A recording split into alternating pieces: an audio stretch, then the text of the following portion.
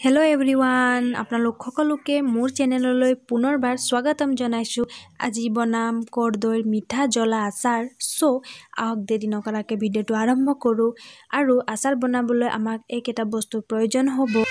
এয়া পকা পকা কৰ্দৈ, এয়া কাটিম আৰু ইয়াৰ এটা টেষ্টি আচাৰ বনাম। দীঘলকৈ পথালিকৈ কাটি ল'লোঁ।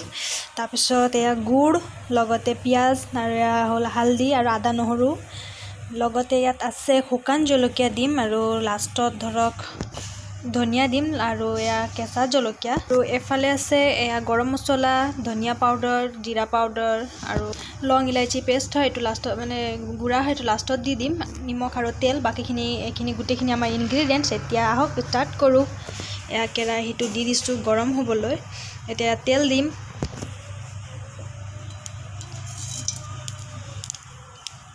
তেলটো আপোনালোকে পৰিমাণ অনুসৰি দি দিব, আপোনালোকে কিমান আচাৰ বনাব সেই হিচাপত দি দিব তেল।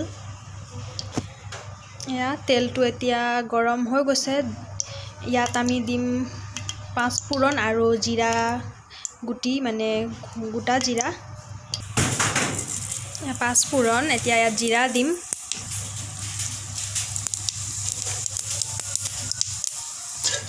এতিয়া ইয়াত পিঁয়াজ দি দিম।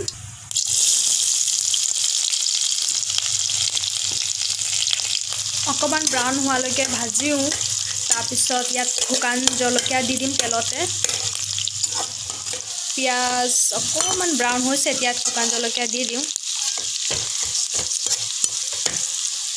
গোটেইখিনি ভাজি লওঁতেই অকণমান ফ্ৰাই কৰা হ'ল। এতিয়া ইয়াত দিম আদা নহৰু। এয়া মই থেতালি দিয়া নাই, কিন্তু অকণমান ভাঙি দিছোঁ। এয়া গোটেইখিনি ভালকৈ ভাজি ল'ম। এতিয়া ইয়াত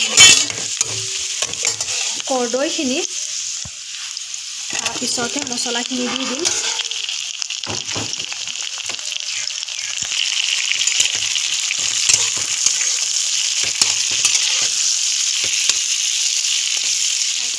এতিয়া ইয়াত অকণমান হালধি আৰু নিমখ দি দিওঁ। এয়া ৰেডি। আৰু লগতে কেঁচা জলকীয়াও দি দিম। এয়া নিমখ, কেঁচা জলকীয়া, হালধি দি দিছোঁ। এয়া গোটেইখিনি ভালকৈ এতিয়া মিহলাই লওঁ। একচুৱেলি এয়া দিয়াটো দেখাব নহ'ল, কাৰণ মোৰ ট্ৰিপটো বেয়া হৈ আছে।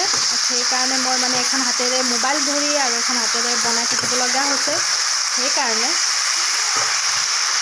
এতিয়া এই গোটেইখিনি ভালকৈ ভাজ খাবৰ কাৰণে অকণমান টাইম ঢাকি থৈ দিওঁ। তাৰপিছত আপোনালোকক দেখাওঁ কেনেকুৱা হয়। এয়া চাওক, এয়া অকণমান পানী ওলাইছে। আপোনালোকে গেছটো মিডিয়াম চাইজত দিব। এতিয়া ইয়াত দিম মই মছলাখিনি।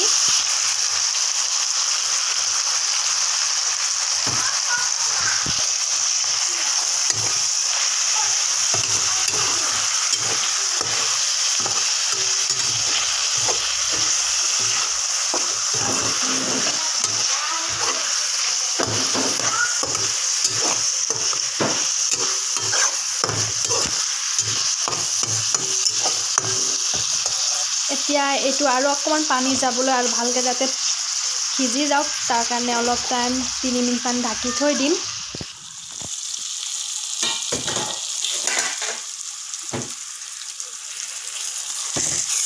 এয়া কি ধুনীয়াকৈ সিজি গৈছে। এতিয়া ইয়াত দিম গুড়। গুড় দি দিলোঁ। এতিয়া অকণমান টাইম ঢাকি থৈ দিম, তেতিয়ালৈকে গুড়টো মেল্ট হৈ নাযায়। গুড়টো পূৰা ধুনীয়াকৈ মেল্ট হৈ গ'ল। এতিয়া ধনিয়া পাতটো হেতাতে আহি গ'ল। ই ধুনীয়াকৈ মেল্ট হৈ গ'ল। এতিয়া আমাৰ চাটনিটো ৰেডি। ইয়াত ওপৰতে অকণমান ধনিয়া পাত দি পেলাই মিক্স কৰি দিওঁ, তেতিয়া টেষ্টটো, ফ্লেভাৰটো ভাল আহিব। ৰেডি হৈ গ'ল। এতিয়া ওপৰৰ পৰা অকণমান ডেক'ৰেট কৰি দিওঁ, ধনিয়া গাৰ্নিছ কৰি পেলাই, তেতিয়া দেখিবলৈও ভাল লাগিব। আপোনালোকে এনেদৰে খাই চাব, কেনেকুৱা লাগে কমেণ্ট কৰি জনাব।